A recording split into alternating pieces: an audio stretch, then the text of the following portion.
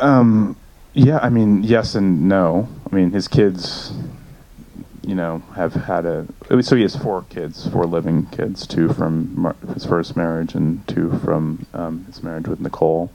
I honestly would have, getting back to the first question, because of what I said about his son, like he doesn't exist in a way that you would never have access to him. The one person I thought of his children that may be possible to interview was his older daughter, Arnell, but that didn't happen. But I actually almost went out of my way to not talk to the children, the younger children. They've had a hard enough life. One of them, the daughter, Sydney, lives in Tampa. She's 28. And the son, I think, lives in Atlanta, and I think he's a chef. They're not in the film. There's very little of them mentioned in the film purposely. I think they should just be left alone. I can't imagine what it's like to that be your life and to have been asleep when your mother was murdered at your house. So that's that. So you don't get a lot of. But just to answer your question, I guess during the trial, Nicole's mother had custody of them, and then OJ fought for and won custody of them when he was acquitted. And so he raised them, and they moved to Florida and lived with him. So that was their upbringing. But you do get a little of that in the last part. It's another part of the uplifting tale. Other questions? Johnny Cochrane was his defense lawyer, if I'm correct.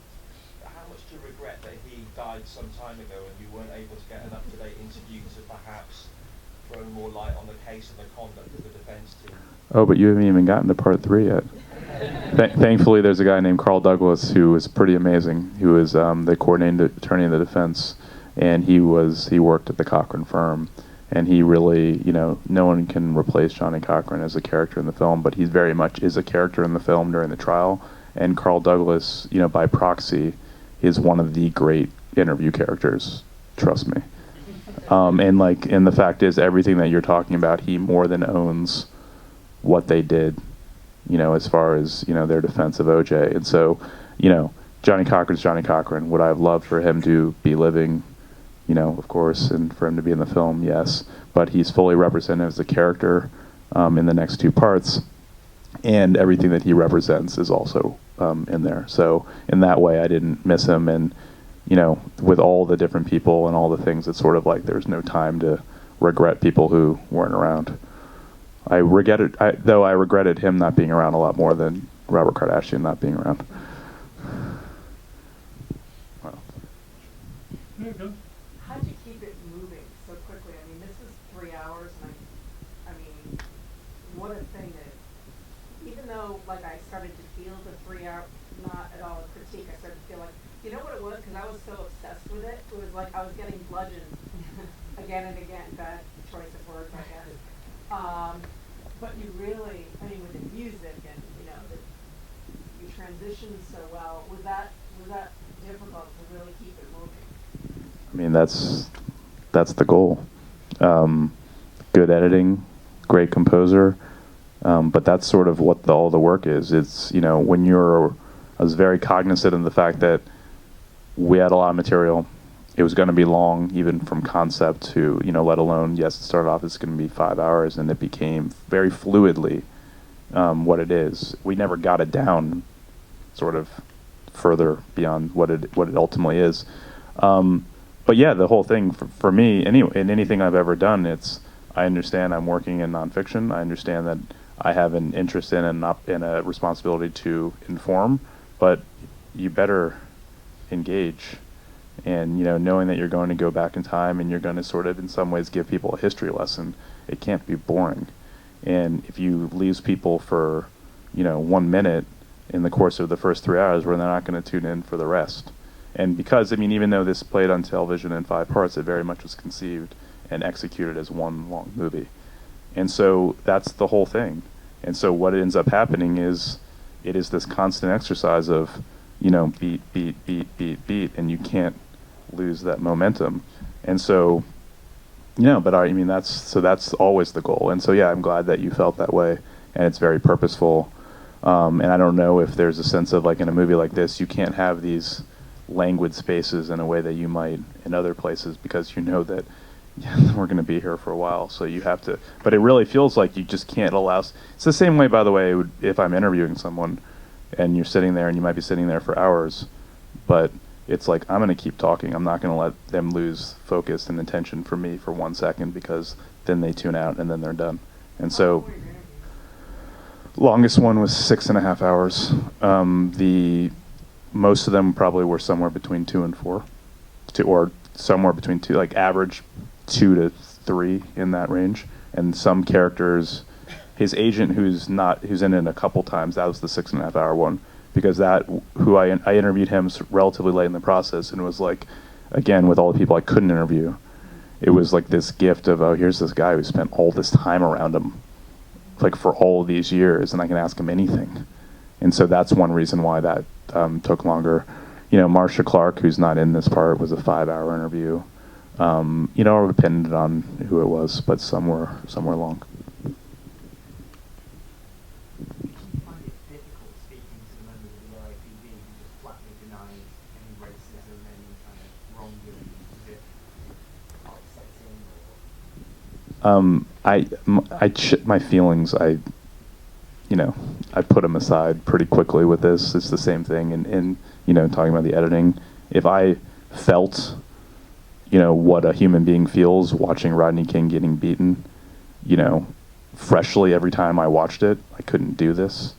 And so, there are levels to which, if someone like Mike Albanese, for instance, who says, like, in my, 37 years of the LAPD, I never saw it. He was talking about racism. It's like, and you'll see in the next episode, like, he's like G.I. Joe, and like he's such an incredible, like, and he's a great character, and even the way he's the SWAT commander who's in charge of the whole operation on June 17th when OJ went on the lam and they had to talk him out of his car, and like he's such a good character that when I'm doing an interview, it's like he says one thing like that, it just sort of comes in my, and it's like it's gone, and I'm like I don't really have time. Mark Furman, when he says the thing about the chokehold, like, I process pretty quickly, and I don't know how many people in the room are familiar with who Mark Furman is to the extent of, like, his part of the story. But, like, I'm very cognizant very quickly of, A, do you mean that? Okay, that's interesting. B, why you're here and what we're talking about and how people look at you, and you're still saying that to me? Like, are you fucking kidding me? But, like, next question. Like, I move, you move on. And so, like, but, like, the interview with him, based on where it goes in the film, like, that's dicier, because I'm cognizant the whole time of this very weird dynamic that exists based on his reputation, and, like, am I there to figure out how much of a racist he is, or who he is? It's like, no, I'm just trying to get his recollection. So that's a sensitive dynamic. But a lot of the cops, I wanted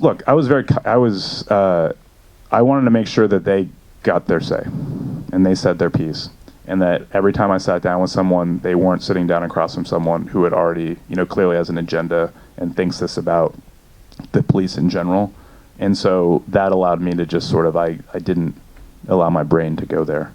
But a lot of those things you sort of see later, like, that don't seem as egregious. The same thing with Fred Levinson, who is the guy in the Hertz commercial, the director of the Hertz commercials, when he says, oh, he's an African, but he's a good-looking guy. Like, I left that interview thinking that was the worst interview I'd ever done in my life. Like, there was nothing usable about that interview. And then you go back and you watch it, and you're like, well, that's pretty great. It's pretty terrible, but it's pretty great. But it sort of washed over me, in the moment. Has the end product changed at all from what you envisaged at the end of the interviews and set out? Oh, well, there was no vision of what it was going to be other than a long story with those sort of content. That's the sort of the beauty and the miracle of the whole thing, is that you have a lot of information in your brain and you have a story you're hoping to tell, and you have no idea how actually it's going to cohere visually on screen. And so you go out and you get all this stuff, and then then it's this process working with these editors and working with it, and it's sort of this wonderful gift when these scenes are cut, where you're like, this is sort of what I thought somewhere about what I wanted it to be, but you can't possibly approximate the life it takes between the music and the footage and this, and because of the scope of this and the length of this and the finite amount of time we had to do it, I was not as immersed wholly in all the material we had. I'm used to watching every piece of archival footage. I'm used to watch before it, anything. And this was like, we have all this footage. I'm dealing with the interviews. I'm dealing with the narrative. I have 3 different editors doing things. It's like, so it was sometimes when, and what's right when you see it. So the answer is like, I didn't have an understanding of what it would be before this at all. So this is feels very pure in that way. I'll preface it by saying I've seen the whole thing already. Okay. It's incredible. Thanks. For everybody. I totally I wanted to know, did you reach out to all the jurors and kind of got what you got, or did you target the specific jurors you spoke to? We definitely got what we got. Okay. I mean, we tried, and we tried to reach out to everyone. There are people that we couldn't find, literally.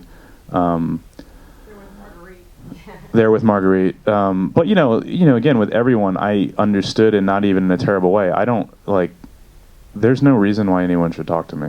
Yeah, I was interested in any of the jurors. No, I mean, and on a lot of levels, I'm very understanding of and this even goes on a macro level of, and I said this to Charlie earlier, it's like, I'm going out to do something to sort of engage in an exercise with people that I would never submit to myself.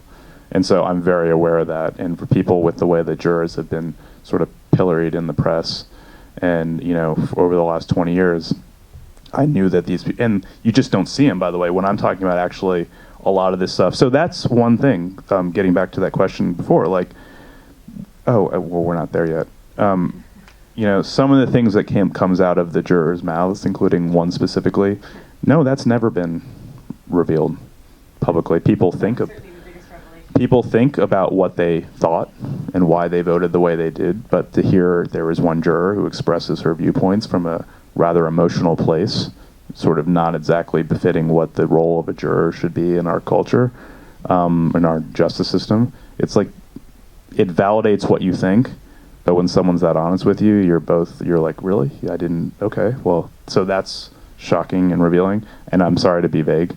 If you want me to tell you, I can tell you. I don't really care. So we basically reached out there. We didn't find a lot of people. There's probably 2 other conversations. I met with one of our producers with another woman, another black woman on the jury, who was very nice, and she just was like, there's no reason for me to do this. The guy, there's one black man on the final jury who, and I will ruin one part of the movie for you, he walks out and he raises his fist at the end, which is, to me, it's like, again, when you think of what the narrative is and how you form it, it's like, I was very cognizant of the fact that there's a moment in 1968 when 2 guys on a medal stand raise their fists with black gloves, and it's representative of this black power salute, and yada, yada, yada, and OJ went the other way, had no interest in that movement, and then 27 years later, a guy is acquitted of murder and has become this symbolic character, and a guy walks out and raises his fist in solidarity, and you're like, how the fuck did that happen? That's like the story I wanted to tell. And we wanted to interview him, and he initially was open to it, but he felt his wife was furious at an interview he had done with Dateline. And so that's where, look, on the one hand, we paid for the sins of the media for years, because they're terrible. And I want to paint them with the broad brush, but I will. So everyone's like, I don't want to, enough already. That was sort of especially the prosecution people, it's like, people have been hounding us, I don't want to do this, and what you're after is not something I'm interested in talking about, so that work you have to do to convince people that you're not like that, and you want to have a real conversation that's sober-minded and they can really speak the truth.